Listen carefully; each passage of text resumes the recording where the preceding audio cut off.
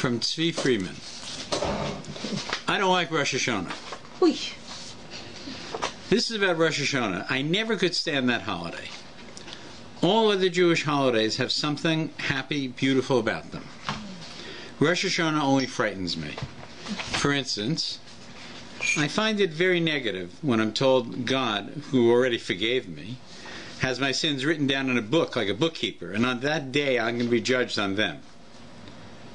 And on how I behaved last year depends on whether I will live another year or not. During the whole year I lived every day because God gave me that day. He wanted me to live, so I lived. Suddenly it should be decided if I'll die or not. I try to make His will my will, so I don't have special wishes. His nearness is all I want. I would like to improve in that more and more, to get nearer and nearer to Him. But when others are talking about Rosh Hashanah and are frightened, I get frightened too. I get the feeling that something with me is not as it should be. As if God's love during the whole year, as if the God I love during the whole year, not always perfectly, of course, turns into a stranger for one day who will tell me how bad I am. And that He is right often doesn't make it any easier. This is a story about a Jewish farmer who, like many Jews of Poland at the time, had hired a school teacher to live in his house and live off the farm in return for teaching his children. Each day the children, from the youngest to the oldest, sat around a splintered old wooden table on four hard benches while he supervised each one in his studies. It was a cheder at home. But when the season of Rosh Hashanah approached, the school teacher would not stay with the farmer and his family. He longed to be in a town where he could pray with the congregation and celebrate the festive month of Tishrei within a Jewish community. And so for over a month, the farmer replaced the teacher. At first, keeping order in the classroom was challenging. Teacher was teacher, but Papa was a softie.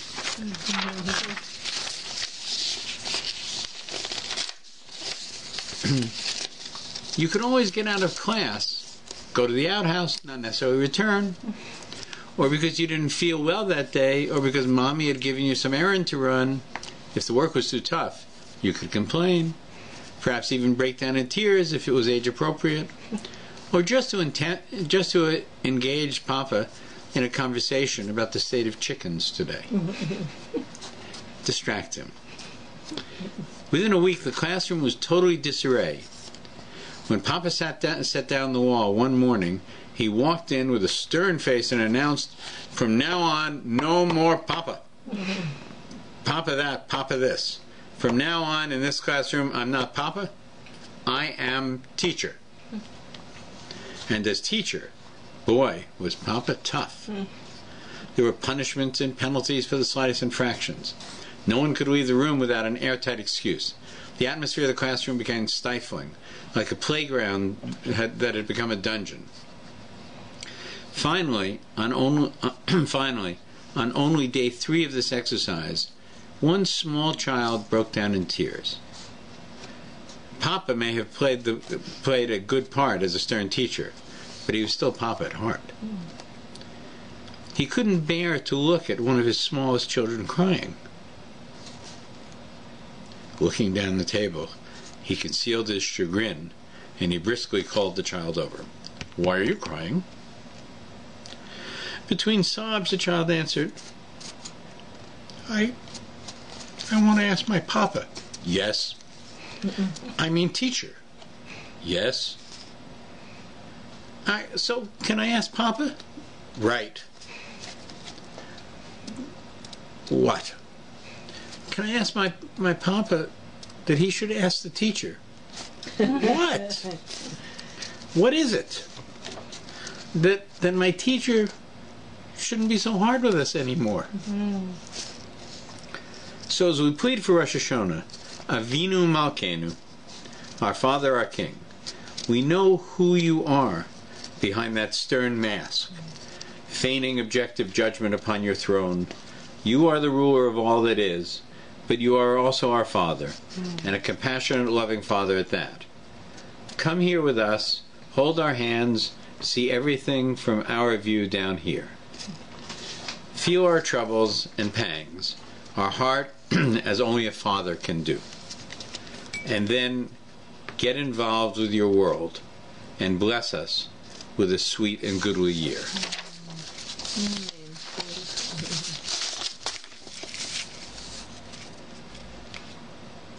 Rosh HaShana, the Baal Shem Tov taught, is a game of hide and seek. God hides and we seek. But where can God hide?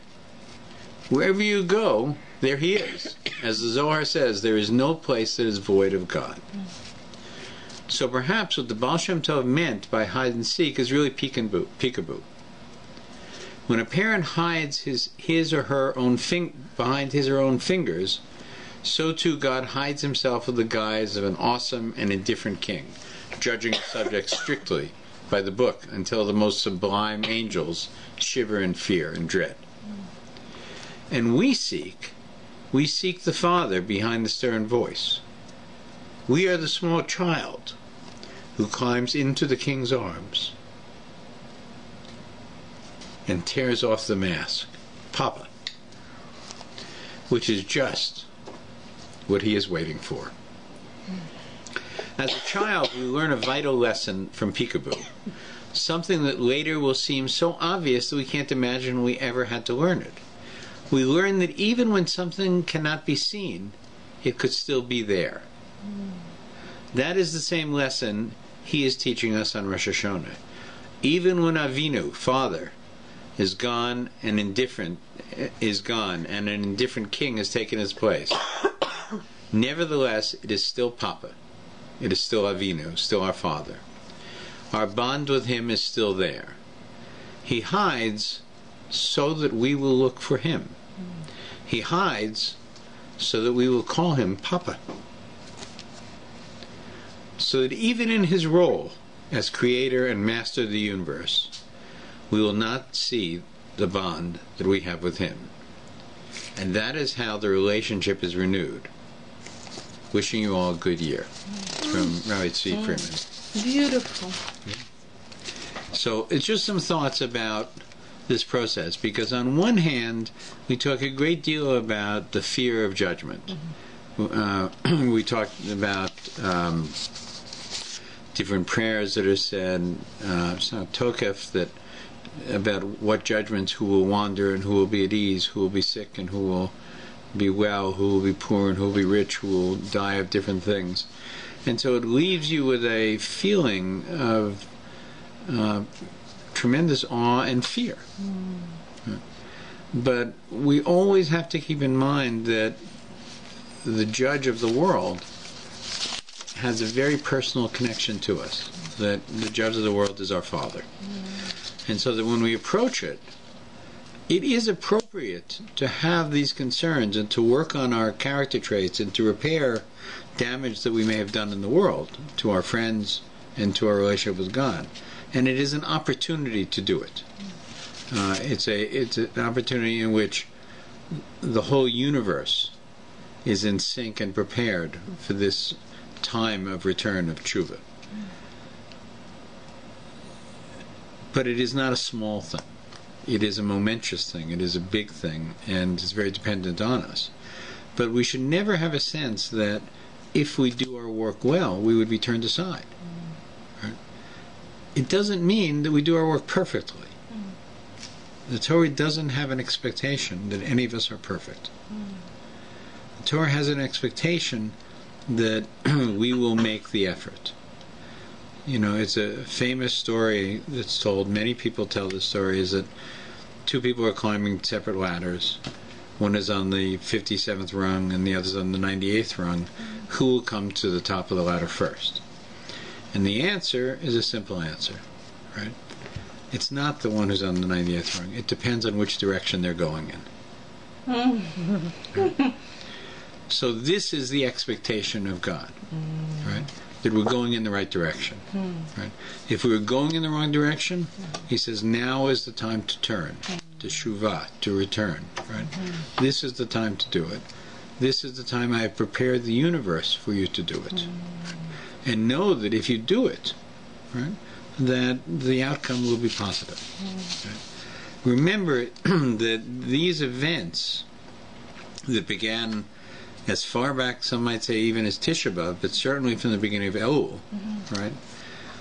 Climax really during Sukkot. And during Sukkot, we march around the bima with a lulav in our hands, right? The lulav is the symbol of a spear of victory, right, that was given to the victor in a court case as a sign of his success in the court case. So we know before we enter shul on Rosh HaShana that the verdict can be a positive verdict. It's a very important thing to have in mind. So, does anyone remember what page we were on when we left last week? Did we get through the Sanatoka? Yeah. We did? Yeah. Yeah? Okay.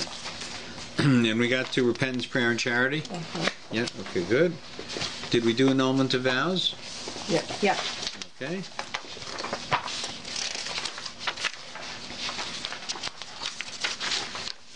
And we talked about some vows cannot be annulled by this event, right?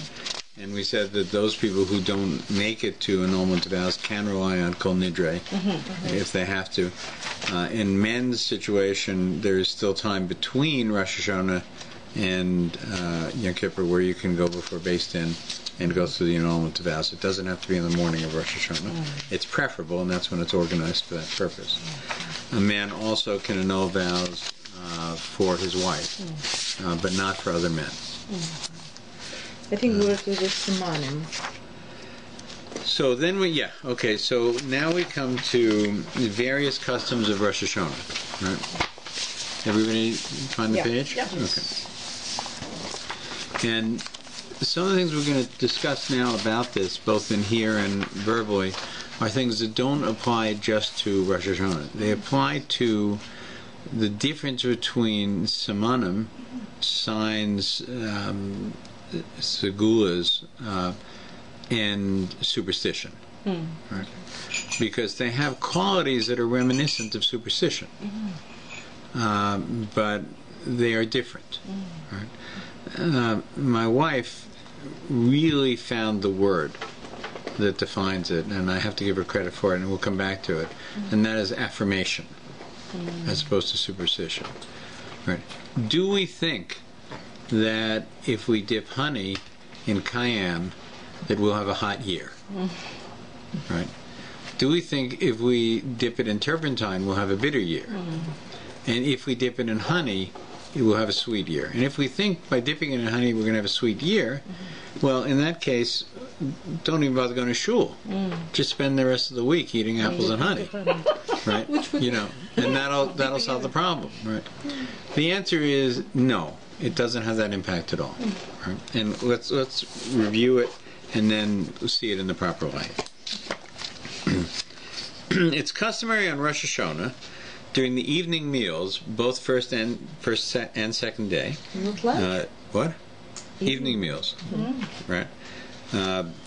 Obviously, this applies both in Israel and in Galus because there's 2 days of Rosh Hashanah in Israel as well.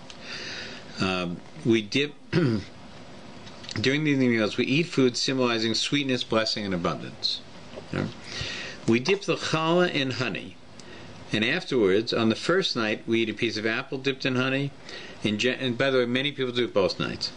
In general, this time of year is a very profitable one for those in the honey business, as some families have the custom of using honey instead of salt for challah right through Sukkot and Shmini Atzeret. Some hold that it ends with Hoshana Rabbah. Some hold that it ends with Shmini Atzeret, right at the end of the Sukkot period. And honey is also a main ingredient in many holiday recipes. Honey cake is a very popular cake, right? And it's better to make it with honey than molasses, but most people make it with a lot of molasses. Okay. After the appropriate blessing on the apple, we add, "May it be your will to renew us for a good and sweet year." Other customs include eating the head of a fish, pomegranates, carrots. These foods are eaten as simonim, good omens, of success and happiness in the coming year. I have here a little thing, Rosh HaShana Simonim, right? And you'll see, I'll pass it around in a second, but you'll see that it describes why each one of them is significant. Honey was it. You can tell that it's a good sign. Honey was used for a good sweet year, and that's why it's sticking together. And they're smart enough to put it in plastic for that reason. Okay, it's a great demonstration. Because if it was paper, it's all torn up. Right? Okay, so I'll pass it around. You have a look at it. But for instance, why would you eat pomegranate? Right? You would eat pomegranate because it's filled with seeds. Right? So we say that that our merits should increase as the seeds of a pomegranate. Right? So each one has a phrase that explains what it's meant to be. There are those who hold, I think it's Chazon Ish, held that you shouldn't say the phrases. Make the blessing and have it. Why? Because they're really intended to be just a hint. So don't be so explicit, right? So we're not saying this? No, most people say it. Most people say it. There is a svara that you don't explain in detail what it is. Frankly, I think it's a good idea to explain it because most of us don't know what it is unless we explain it. No. Yeah, Right. plus they say that pomegranates has 360 seeds. Really? 613 seeds. That's what they say. 613. You know. What did they say? Yeah. 300. Yeah. 613. So But we didn't count. We never count. We just believe them. let's look at some other things. It's customary to refrain from sleep during the day of Rosh HaShana. That's the first day. And rather to engage in Torah study or some other spiritually productive activity. If one is idle, it is as if he slept. Right? The Talmud Yerushalmi writes, if one sleeps at the year's beginning, his good fortune likewise sleeps. It's customary to avoid eating nuts on Rosh HaShana. Right? To avoid eating nuts? You didn't know that? Yeah, I know, but Yeah. I just put nuts. Mainly because the gematria, the numeric value for the Hebrew word for nut is egoz. Right? It is the same as that for the Hebrew word, the same value, chet, sin. Okay? Just a little personal note. Many years ago, I was making a film in Israel. And one of the directors lived in Jerusalem. And I asked him where it was that he lived. And he lived in a place called Wadi Goz. Right? That's the Wadi. Wadi is a dry riverbed of nuts. Now, if you're a film producer working with film directors, you know there's no better place for a director to live than in the Wadi of nuts. It's the nature of directors. I told him it was a very good address. And he said it's appropriate. So we don't eat nuts on Rosh Hashanah for that reason. What? Some don't. It's customary to avoid eating nuts on Rosh Hashanah because of the gematria. One should be especially careful to avoid anger on Rosh Hashanah. Always remember that God judges us in the same manner that we judge other people. If we get angry easily, so too will He. Now this is actually a very interesting exercise, right? Especially for parents, because fasting on Yom Kippur is a breeze compared to not losing your temper for 2 days straight, with your children. So clearly this is a greater effort, but it's important to have it because the explanation is given here. Many people won't eat anything spicy on Rosh Hashanah, and one of the ways they avoid judging is they talk very little. Right? They're really focused on prayer and davening and stuff like that, so they avoid conversation that could lead them either to anger or to saying something they shouldn't say. Let's look at these different foods more carefully. The head of a fish, and anything you wish. Symbolism of the head is that we should be on top and not on the bottom. The symbolism of the fish is based on the fact that they are very fertile creatures. but their reproductive activity is hidden from view. And therefore, one should say that they embody the very desirable characteristic of modesty, at the same time, great fertility. Yeah. Pomegranates. Count those seeds. The symbolism of this fruit is based on the fact that it contains as many seeds as there are mitzvot, Torah obligations, namely 613. You are free to count them if you wish. We want to be as full of mitzvot as the pomegranate is full of seeds. Okay? It's very rare, by the way, that we eat seeds, right? But in the case of pomegranate, that is the fruit, is the seed. Actually, that's what's tasty. Carrots. The symbolism of this vegetable is based on the eating habits of the animated rabbit, but is not based on the animated rabbit, but rather on the fact that in Yiddish, the word for carrots is meren, having the additional connotation of more. We want to have more children, more wealth, gain more Torah knowledge, give more charity, and perform more good deeds. Refraining from sleep. However, one need not go overboard here. That is, if one is extremely tired and cannot function like a human being without some rest, this is not unlikely on the afternoon of Rosh HaShana, when the morning services are the longest and perhaps the most meaningful of the year, besides Yom Kippur, which is a different story altogether. It would be better to take a short nap than to return refreshed to the activity appropriate to Rosh Hashanah. But sometimes, learning something interesting and lively helps keep people awake. And also, we'll get to Tashlik eventually. A lot of people do Tashlik on the first day of Rosh Hashanah. And if you do that, there's very little chance you're going to sleep. Between the meal and Tashlik, you run pretty quickly into milk. No nuts unless you're hopelessly addicted. Nuts is something Ashkenazi. Which? Not to eat nuts. Svardim do? Yeah. Yeah. Okay. Svardim use spicy food as well. They eat spicy food. Yeah, I know. From the Greek, but in this case not referring to Euclid's ideas, but rather to the sum for the given word or verse of numerical equivalence of its Hebrew letters. Let's give an example. The derivation of gematria of the Hebrew word for garment, beged, is shown. Okay, so we won't go through all of this, right? But you can see that the value of egos, right, is 17, right? As is, what else is 17? Tov. Which is good, right? Which is make it so if you're able to eat... We're going to eat nuts. We're eating nuts. So if you eat nuts because they're good, well, I guess, and you're going to have a good year. A good year. That makes... And a good year. So that's gematria. Whoever was doing it, choose. So it's interesting, what we observe here is, wait a second, turn the page. So the gematria of chet is 18. However, since the Torah sage who suggested this idea was undoubtedly as capable of doing simple addition as you and I, we must say that since the values are nearly equal on Rosh Hashanah, we want to be extra careful, and even a remez, a hint of sin. Okay. So nuts are out. What about if you're hopelessly addicted to them, yeah, we are. What about and high? your response, Rabbi, and your response, 18? and your response to the above is nuts. Because you can't imagine living without them, you can probably eat nuts. Yeah, we can. Okay? All right? Done? Okay, thank you. What about gematria of high, David? What about it? Hi, how are you? Baruch Hashem.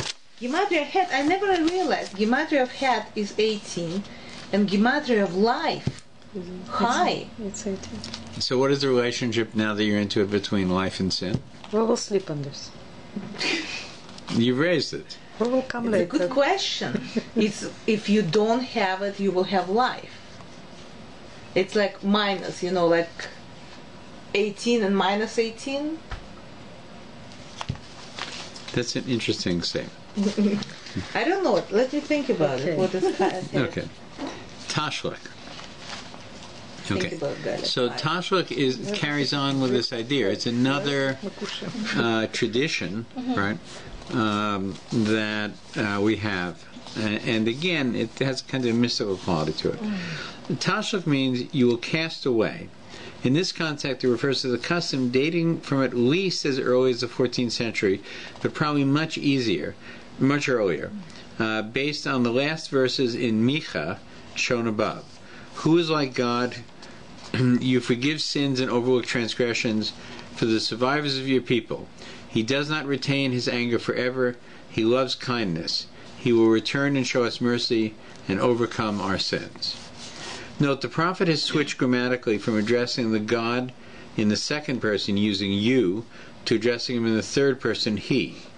This may have to do with the difficulty finite man has when addressing his infinite creator, and comes up again in connection with the topic of blessing. Anyway, back to Micha. And you will cast into the depths of the sea all their sins. You will show kindness to Yaakov, mercy to Abraham, as you did promise to our fathers of old.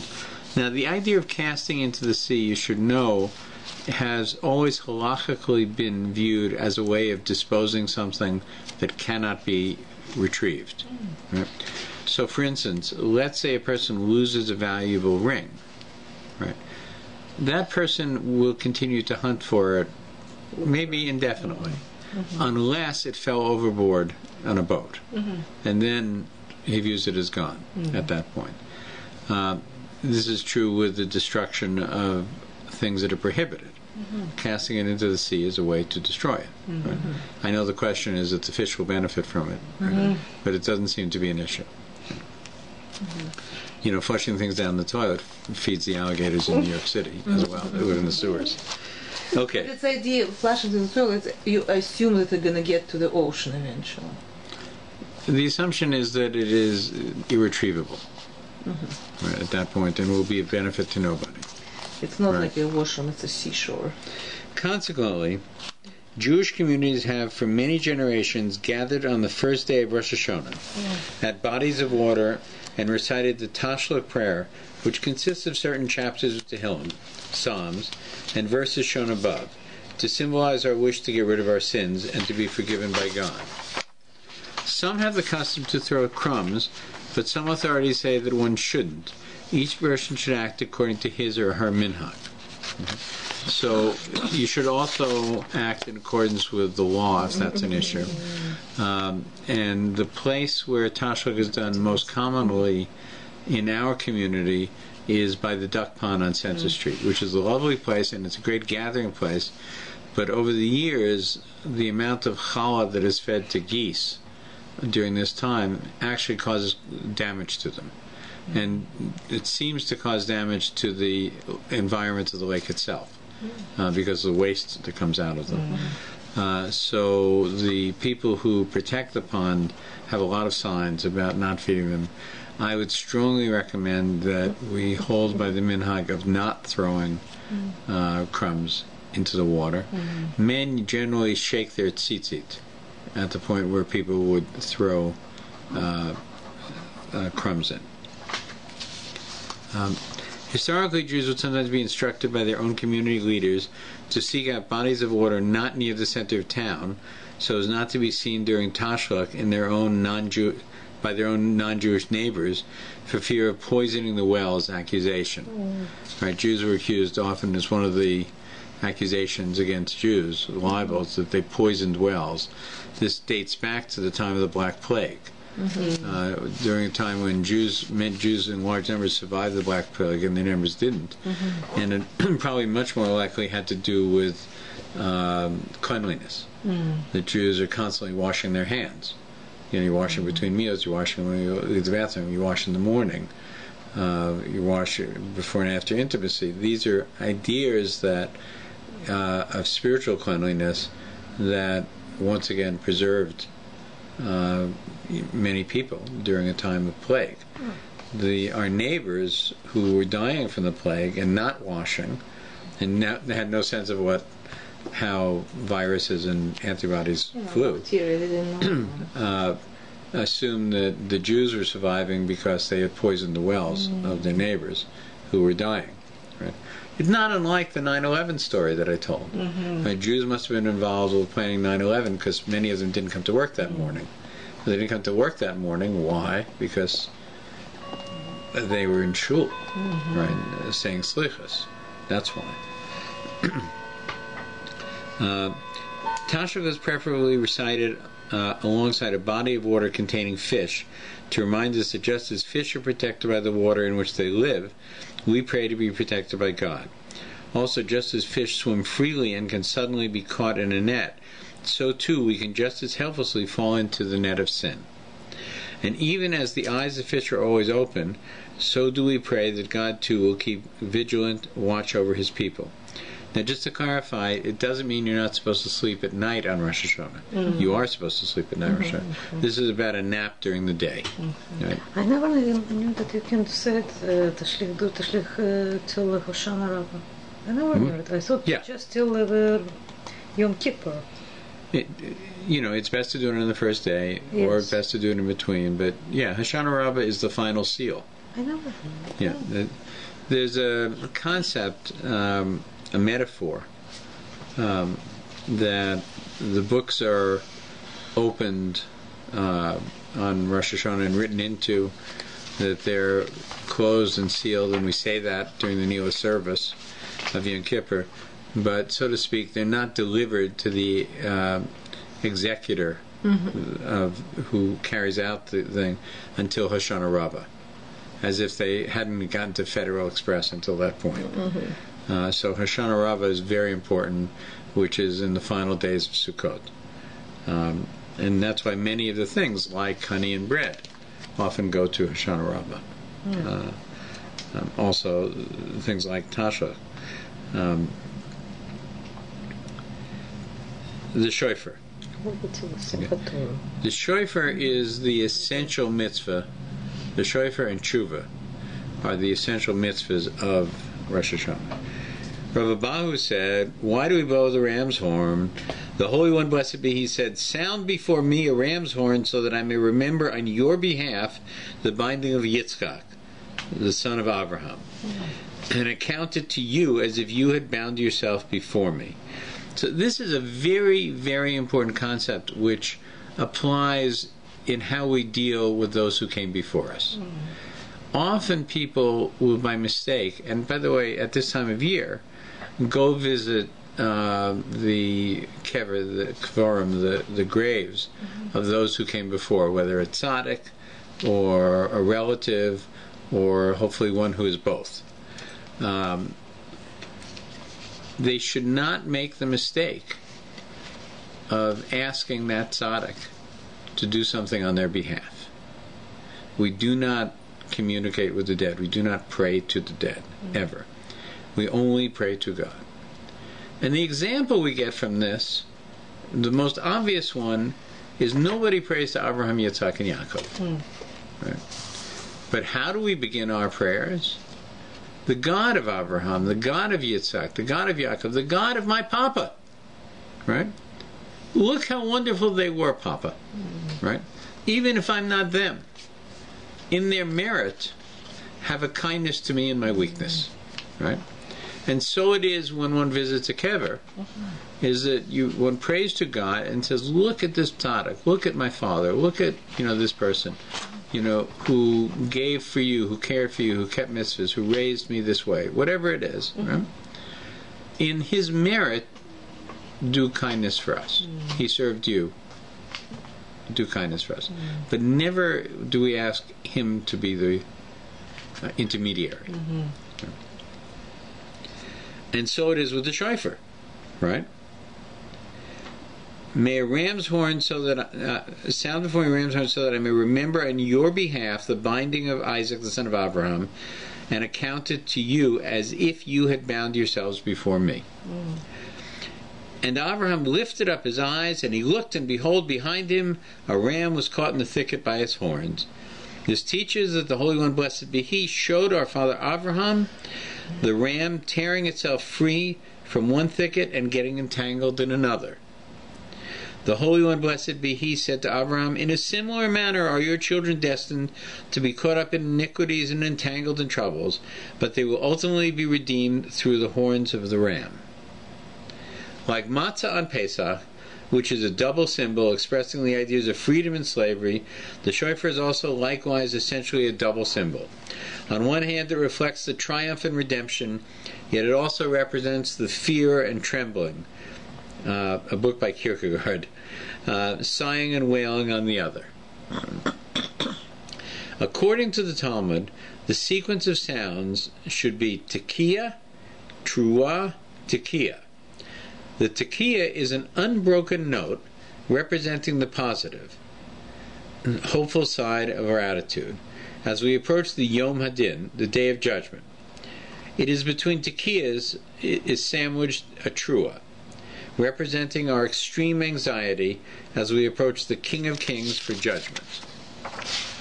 However, there is a dispute in the Talmud as to the meaning of Trua. One opinion is that it is a sighing, a groaning sound. This is where we call what we call shavarim. That kind of sound.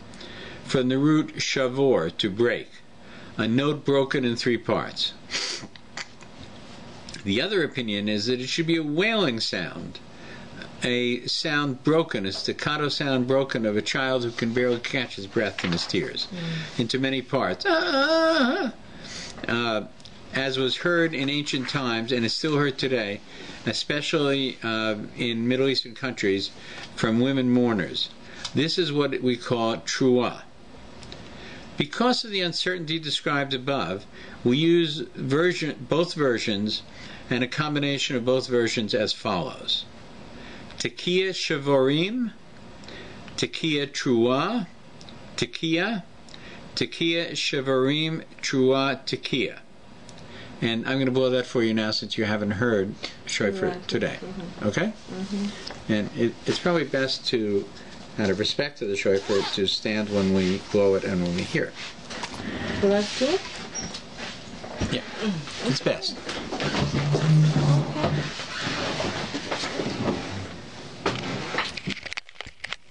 We try to hold the shofar so it's pointing up, never down, right?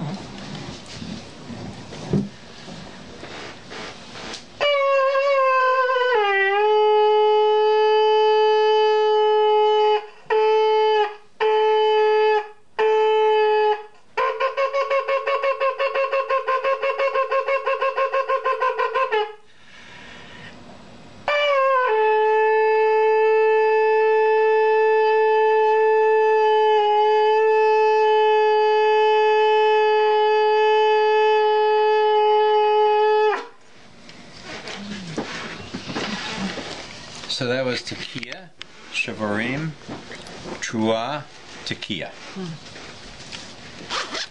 We hear that daily during the month of Elul. And again, it's a tradition more than a requirement. And it's intended to make us aware that we're coming to Yom Hadin, to the Day of Judgment, to Rosh HaShana. When it is blown, traditionally 100 sounds are produced, 30 right before Musaf, 30 during Musaf, and another 40 after Musaf. There are different traditions of how we get to this 100 in different communities.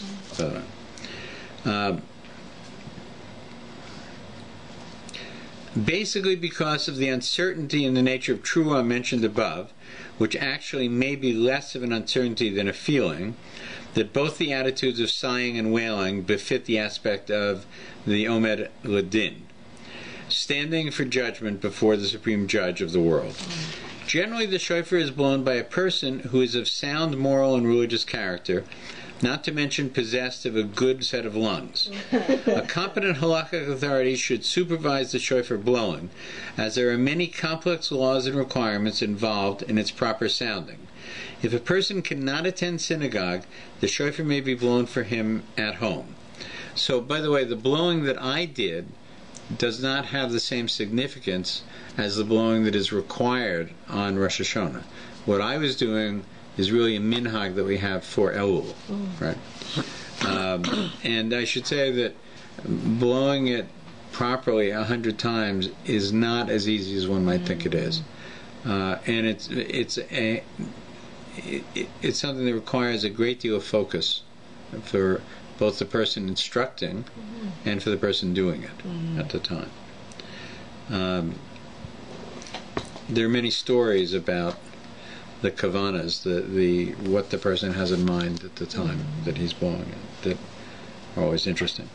Reflecting on one of the names of the holiday, Yom Truah, the day of the sounding of Truah, the shofar is blown on both days of Rosh HaShana.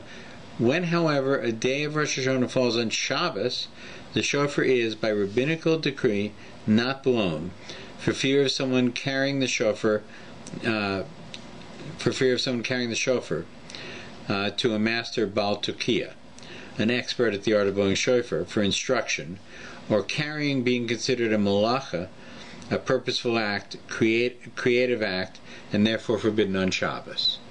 Right? So, to answer a question that might come to people's minds, is that we do blow the shofar one time at the end of Yom Kippur, and Yom Kippur often falls on Shabbos. So we blow the shofar after Yom Kippur, the sun is set, after Nila service, so we're not blowing it on Shabbos in that situation. And our fear of carrying it to shul on Yom Kippur is reduced because it really isn't a mitzvah. The blowing on Yom Kippur is much more like the blowing on Elul that we just heard. That is to say, it's symbolic rather than a required mitzvah. So it's very unlikely somebody would violate Shabbos for something that is symbolic as opposed to something that is a mitzvah d'oraisa. Right? So that's why we do blow it Saturday night after Yom Kippur, as we will this year, I think. Does Yom Kippur fall on Shabbos this year? Or no? It does, yeah? Yeah, right. Shabbos Yom Kippur, Yom Kippur is often called the Shabbos of Shabbos in many ways, and it is the fast that we do not push off for Shabbos, right? And it was the same day that Rabbi Akiva gave up his life, was on Shabbos Yom Kippur as well. It's his yahrzeit. Okay. Some of the meanings and the ideas to focus on while listening to the blowing of the shofar in shul are, this will give you a sense of why you're listening to it, some of the things that might go through your mind. Coronation of the King of the Universe. Awakening our minds from a state of spiritual sleepiness. Reminding us of the shofar heard on Har Sinai, on Mount Sinai, when we accepted God's Torah. Appealing to God with a simple primal cry from the depth of the human soul. Indeed, as we have seen, true sound of the shofar is based on the sound of a cry. And I think everybody who hears the shofar, it's an ancient wind instrument, understands that it resonates with something very deep inside a person. That sometimes people will cry when they hear the shofar, that it's somehow touching something that is not logical, that is something that is beyond logic, that we feel, that we emote. Sounding the call of the shofar, that we will be heard with the coming of Mashiach, who will redeem us, God willing, soon. So we understand that the shofar is one of the things that proclaims Mashiach's arrival. There are other purposes of the shofar. You'll see that when people make aliyah, often the plane is greeted by people blowing shofars. Right? That victory in battle was often accompanied by the sound of the blowing of a shofar. And of course there were many codes of how you blew the shofar or blew the trumpets, the silver trumpets, that had to do with assembly. And by the way, it's interesting because this was part of the cavalry communication up until even 150 years ago. The cavalry with trumpets would sound the charge. They would sound retreat. They would sound taps. That the sound of a wind instrument would indicate battle movements. As today, it's indicated, I guess by cell phones, and radios and stuff like that. No, Boy Scouts, pioneers, kick whatever. Yeah, so they have trumpets to wake up. So that people had to have forms of mass communications that worked. Trumpets was one of them. Shofars. Another one was flags, signals. Another one was fires, smoke signals. Right? But probably, maybe the oldest is the shofar itself. Yeah. So they never blow shofar in the Beit HaMikdash. What? Did they blow shofar? Oh yeah. Yeah, but when Levim, they used to sing. What? It was just musical instruments, different musical instruments. No, on Yom Kippur, shofar is blown.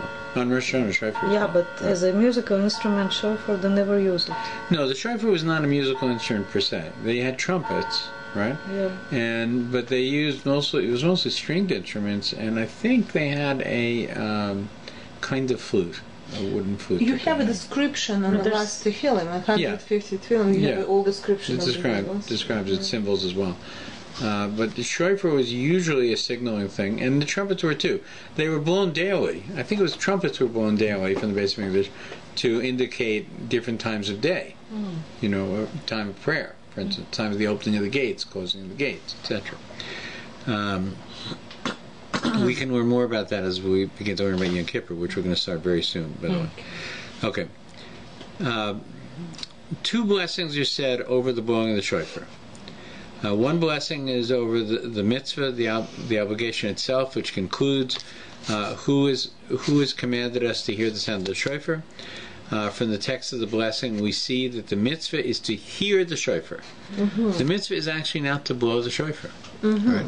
Which raises a very interesting question about a deaf person and blowing the shofar. Right? If the person can't hear the shofar, do they fulfill the mitzvah? We won't discuss that right now. They're free of mitzvahs. What? They're free of mitzvahs. Are they free of mitzvahs? Their obligations are different. Yeah, it's true. Different. By the way, prisoners too.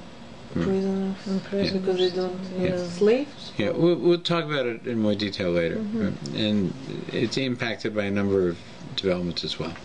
From the text of the blessing, we see the mitzvah is to hear the shofar. Therefore, if you see someone blowing the shofar, or even blow it yourself, you still have not fulfilled the mitzvah if you do not hear the sound itself. An example of this is if one blew the shofar into a chamber such that the actual sound is drowned out by the echoes. Right? That's to say, you're hearing the echoes of the shofar, but not the shofar itself. The second is shehekiyonu. The shehekiyonu blessing, the second blessing, right? Which is said to thank God for simply giving us life and allowing us to reach this moment and this new experience of hearing the sound of the shofar on the new year. Now, is that the end of everybody's pages? Very strange. I don't know why it is there. Curious, because it shouldn't end there. Because it's left out. Did we do memory? Zacharias? No. And we just mentioned Malchus. Okay. Okay, so... I think we mentioned Zacharias and whatever in the beginning. But not in detail. So let's look here for a moment. Here. Would you like to see what we have here? No. We have it. Yeah. We just finished it. We just finished it. Okay, so earlier we did review it before I talked about Malchus, Kingliness, Zacharias, and Shavas, and we talked about the different ways to approach that. Okay. All right. Thank you.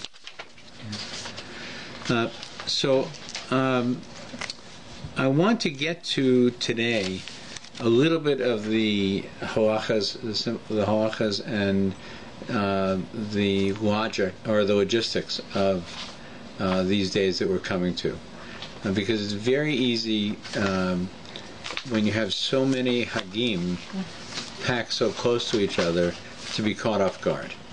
So would you pass me that calendar there? So the first thing to note this year is a very unusual year. I heard, I think it was Rabbi Rothman say that the next time Rosh HaShana will be this early in the solar calendar is roughly 200 years from now. It's very unusual that it comes so close to the summer solstice. On top of that, there's another quality, and let's look for a moment at Tishrei itself. Continuing, we're going to talk a little bit about Tishrei, the events of Tishrei, the logic of Tishrei. So let me show you a calendar. The pink, as you see here, in this section, is it in the frame? Yeah. Okay. So as you see the pink, you'll see over here is Shabbos. Shabbos is pink every month, right? You know, Not really. okay, it's colored every month, right? Right. It jumps at you as colors, right? So it's always colors, right? Okay. So this is Shabbos here, right? But what's going on this year is 3 times this year. Rosh HaShana, the first days of Sukkot, the final days of Sukkot, all run into Shabbos itself, right? So we're going to have an issue of something called Erev Tafshilin, right? How do we prepare? We're allowed to cook, and we're allowed to prepare for the day that we're on, right? So on Wednesday, during the holiday, you can prepare for the meal Wednesday night and Thursday day, right? But you don't prepare for the meal Thursday night. Now, what's the most obvious element of this is, for instance, you wouldn't start setting the table for Thursday dinner until the Hag has begun. You don't do it even though you might want to make everything nice. It's not really proper to do it because what you're doing is saying, this first day of Rosh Hashanah is not so important. I want to get to the next day. And it lacks a covet for the day. We enjoy the whole day through the end of the day, and only when the day is ended, we begin the second day. And so it is for the second day. So the question is, when are we preparing for Shabbos? Right? We're already into Shabbos when Shabbos is happening, and you can't cook on Shabbos. You can cook on a Hag. That's one of the differences, right? Is that you can cook food for the Hag. You can't cook food on Shabbos. Right? And the other significant difference is that you can carry where there isn't an Eruv on a Hag, and you can't do it on Shabbos. So the consequence of this is that we have to say Erev Tafshilin this year 3 times. Right? And Erev Tafshilin said once really doesn't do it. Although some people have argued that if I do it, it's done. So let me just see if there's something in here about Erev Tafshilin, and we'll talk about that.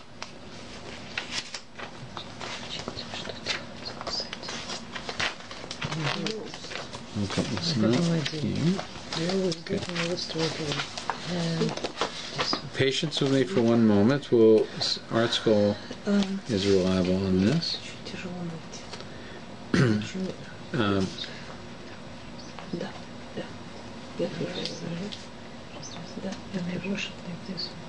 Okay, 92. Yes? Yeah. Он очень быстро, хорошо рос. You roast your leg, you roast it, I think it in one dish. Now, one of the things we think is that Erev Tafshilin permits us to cook. But in fact, when you read the full text of it, it actually permits many other things that would not be permitted without it. Okay? So, let me read you the process, okay? The process of Erev, in here it says, the biblical prohibition against the performance of labor on Yom Tov specifically excludes the preparation of food. No work shall be done on them except that which is to be eaten by any person, that alone may be done by you. What can you get? Okay. What they're saying is that no work can be done. It's just like Shabbos, right? Except that which is to be done by any person, that alone may be done by you. So let's read what it means, okay? Sorry. No work shall be done on them except that which is to be eaten by any person. That alone may be done by you. Right? So it means you can prepare food for somebody. Okay, just be patient for a moment. Just me? Let me continue. Okay? Thus, the Mishnah teaches that there is no difference between the category of work forbidden on Yom Tov and those forbidden on Shabbos, except that certain work necessary in the preparation of food is permitted on Yom Tov. Although it is forbidden to prepare food on Yom Tov for use on a weekday, when Yom Tov falls on Friday, it is permitted to prepare food needed for Shabbos. We get this from Pesachim. Nevertheless, the rabbis prohibited such preparations unless they were begun before Yom Tov. Okay? In other words, this is important, in other words, if Yom Tov falls on Friday, preparations for Shabbos meal must begin on Thursday and Friday. This rabbinical enactment, called Eruv Tafshilin, literally mingling of cooked foods, consists of a challah, matzah, or a loaf of bread, along with any other food such as fish, meat, or an egg. These are set aside on the day before Yom Tov to be eaten on Shabbos. The Erev foods are held in the hand, and the blessing is recited. And the blessing, we say, is, "Blessed are you, Hashem, our God and King of the universe, who sanctified us with the commandments and commanded us concerning the mitzvah of Erev." Now this is what's important. Through this Erev, may we be permitted to bake, to cook, to fry, to insulate, to kindle a flame, to insulate, to cover potatoes in a towel. Okay, right? got it. To insulate, to kindle a flame. Without an Erev Tafshilin, you cannot transfer a flame from one light to another, right? From the light of Hag to Shabbos, right? I never knew it. Without Erev Tafshilin, you can't do it, because it's viewed as creating it then. I thought that Erev is just for the Shabbos, so we can do it on How do you light the candle on Shabbos? From pre-existing light. Right, so you can transfer that light from one Hag to the next. You can't transfer it from the Hag to Shabbos unless you do Erev Tafshilin. Oh, I Right. thought that Erev was... Now, by the way, if you do, your violation is rabbinic, right? It's rabbinic, right? So it doesn't have the same level, You cover right? that my understanding with the Erev Tafshilin said by the Rabbi of community. We'll come to that in a second, okay?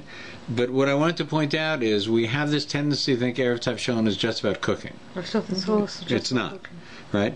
Permitted to insulate, to kindle a flame, to prepare for and do anything necessary on the festival for the sake of Shabbos.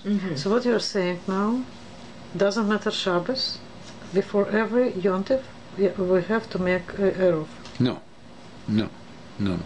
The problem, the issue is the issue not of, there's no issue of cooking food on the Hag, right? Okay, I'm not cooking. Okay, I'm not cooking. Well, you're an exception, but there's no prohibition of cooking food on the Hag, right?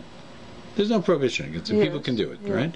There's a question of turning up and down flames and stuff like that, Yeah, but the idea of cooking food It's okay to cook. is permitted. Yeah. It's one of the reasons that people are able to wash with hot water, right? Because they're permitted to cook. That water is cooking, right? If you're using hot water, you're cooking on Shabbos, on the Hag. Yes.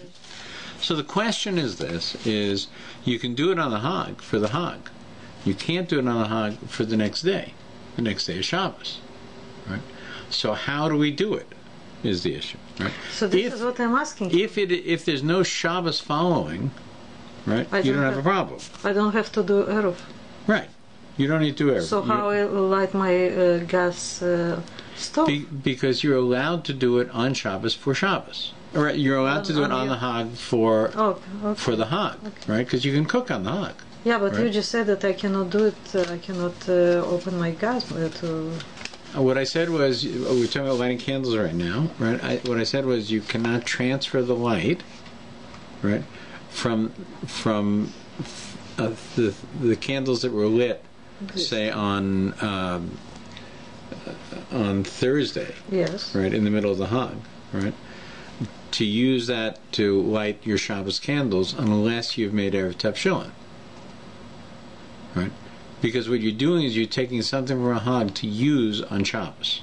So this is what I'm asking you. So if there's no Shabbos following, there's no reason to make Erev Tafshilin, because you can transfer it from the first day of the Hag to the second day of the Hag. It's transferring the second day of the Hag into Shabbos is the problem, or in Israel from the only day of the Hag into Shabbos. So this is exactly what I asked you. Can I on Yom Tov to take light and just to light my gas oven, my gas stove? So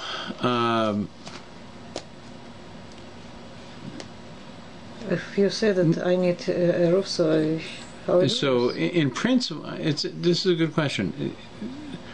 You're turning on the gas. Because you I have to turn understand the gas Shabbos. on, Shabbos right? I understand. If 2 days and then Shabbos, I have to do it.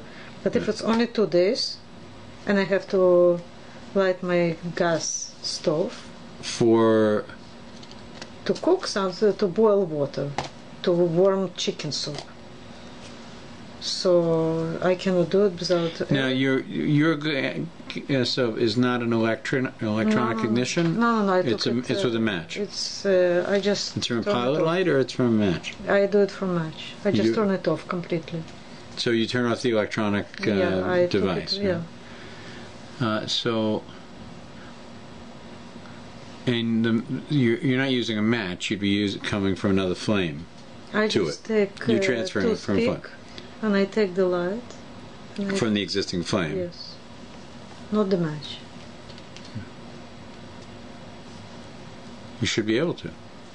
So I don't. Let me confirm that, but you should be able to. So I don't need a roof.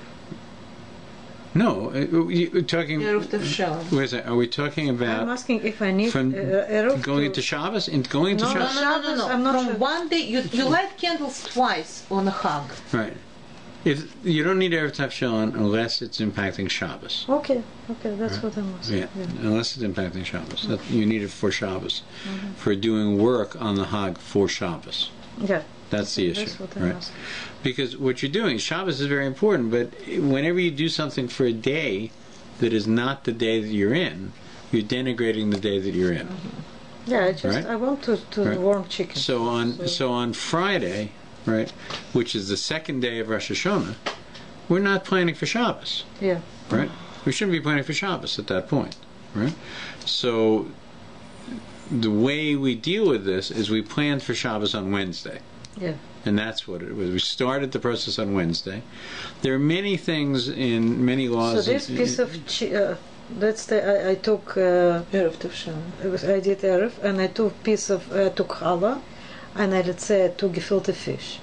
Okay. So this challah and this piece of gefilte fish, this particular two, I have to eat them on Shabbos.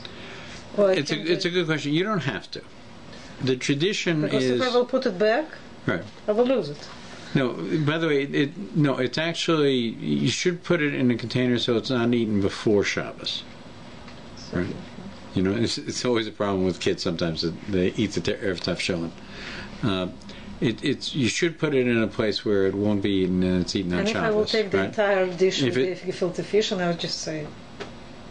No, you designated it off as Erev Tavshalon, right? You shouldn't do that. Right, because, just one piece of because you want to have something that's designated for that purpose, and you put aside for that, right? So this piece of fish, a piece of fish and a piece of bread, or an egg and a piece of bread. So they have to go separate. Put them in a container in the fridge. Okay. You know, I use egg, and then I use it in some kind of egg salad. Yeah. Or for Shabbos. A lot of people eat it Suda Shlishi, but you could eat any time during Shabbos. You know?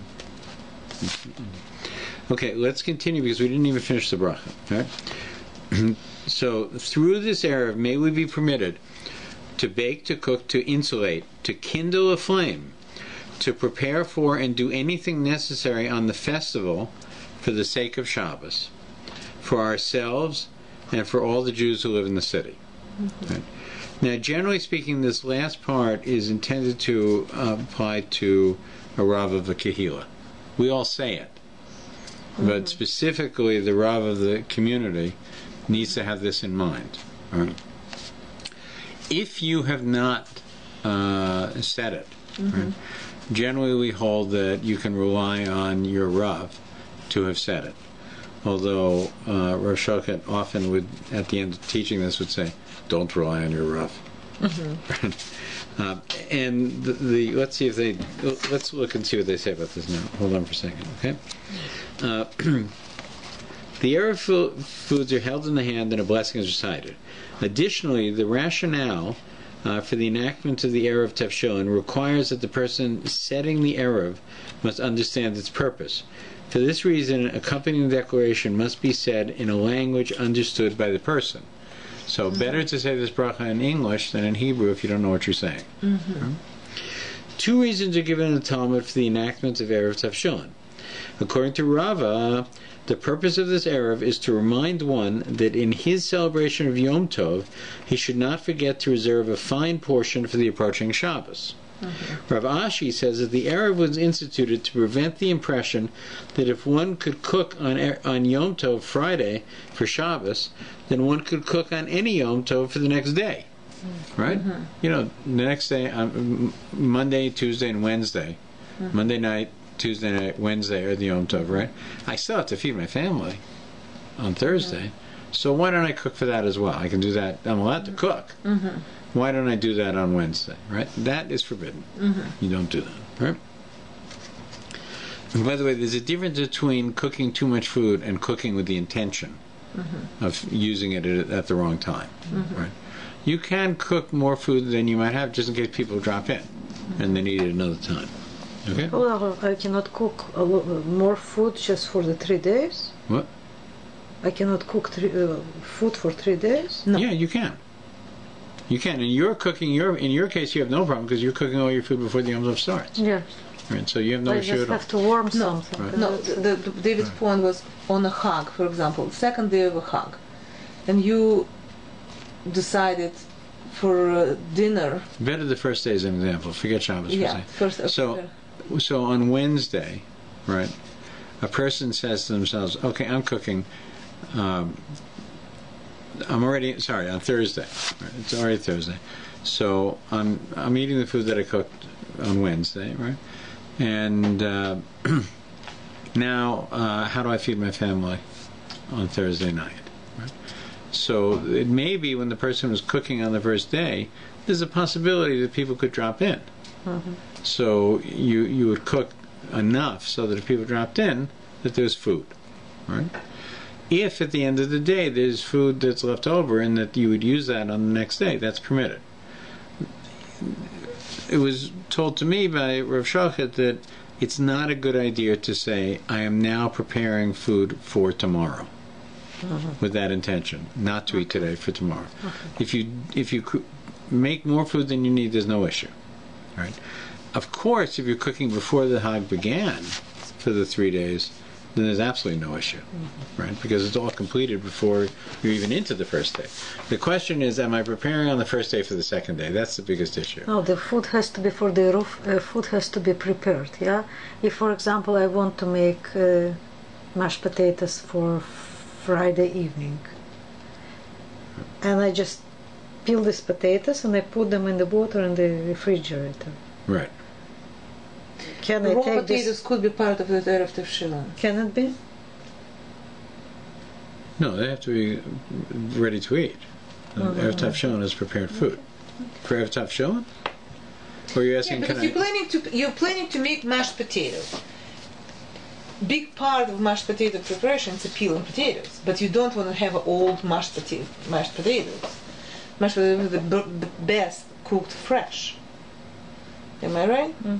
Can you consider these peeled potatoes? You're peeling them before the Hag began. Yeah, let's say nobody does it, but just theoretically. No, ты можешь оставить in the water, yeah. What? I can. Yeah. So can I take this potato? You can do anything you want before the Hag begins. No. It's Erev Tefshilin. In your fridge, for example, on Thursday, on Friday, which is the second day of Hag, you're saying Erev Tefshilin on Friday, yeah? No, you're saying Erev Tefshilin on Wednesday. On Wednesday. On Wednesday, you're saying I am preparing for Shabbos Wednesday, now. Can I take this raw potato that I'm going to cook it on Friday because I wanted mashed potato to be fresh, and to say that this is my Erev Tefshilin. But it's not cooked. It's prepared to be cooked. It has to be cooked. No, yeah. I mean, you're making, as you often do, you're making a very sound argument. Because your argument, it's an interesting one. I would really have to speak to somebody greater than myself to answer your question. But what you're saying is, I have begun the cooking process by peeling the potato. But I didn't cook it. But I didn't finish it, right? And what we're saying with Erev Tefshilin is we've begun the preparation process. Right? The tradition is that the two foods that are used for Erev Tefshilin are foods that can be eaten at that moment. They're finished. They're prepared. Right? And then you put them away and you do eat them at that time. There's no additional preparation. Your argument is a good argument I don't know the answer off the top of my head. I would like to confirm it. I don't see anything actually directly wrong with it, but I would want to get a better opinion. I haven't looked that up before. Because eggs from your Erev Tavshelan not necessarily going to be eaten just as eggs. They're going to be Because in the shape of the salad. It can be Actually- not just potato. For example, if I want to make avocado salad, I just take this avocado that is not cooked. Okay, I don't cook it, but I have to peel it. I have to mash it. Can I take avocado and just No, because if you're just taking the avocado itself yeah? and saying this is a nice avocado, you haven't begun any preparation with it. No, The potatoes, you've begun preparation because you peeled them. Yes. You put it on Right. your menu. Yeah, but avocado it has to be fresh. For avocado salad, you have to cut it before you eat it. Right. So, but there's nothing wrong with doing that on the day of the So hunt. the question, if I can take this avocado with my fish and with my egg, with my challah, and to say that this is the eruv. No, because you haven't started any preparation with the avocado. I think about this. Ivana, I did a menu. It's No, put it on I the know. menu. My wife said you put it on the menu. It's not enough. Yeah. No. I think you have to start some preparation with it. Okay. All right. Let's finish reading about Erev Tavshelan, and then we should let people go. Okay. So, Rav Ashi says that the Erev was instituted to prevent people from the impression that if one could cook on Yom Tov Friday for Shabbos, then one could cook on any Yom Tov for the next day because you're permitted to cook on Yom Tov. And you can't do that on a Yom Tov for a weekday. It is assumed that if one is prohibited even from making Shabbos preparations on the Yom Tov, unless he said an Erev before Yom Tov,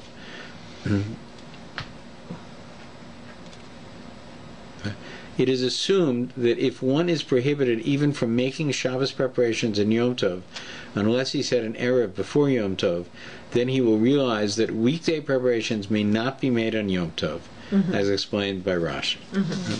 Okay? Just existence of Erev Tavshelan makes it this 3-day Chag special. That's right. And it's a reminder that the only thing you can do on Yom Tov that is not for Yom Tov is preparation for Shabbos because you began it before the Yom Tov started.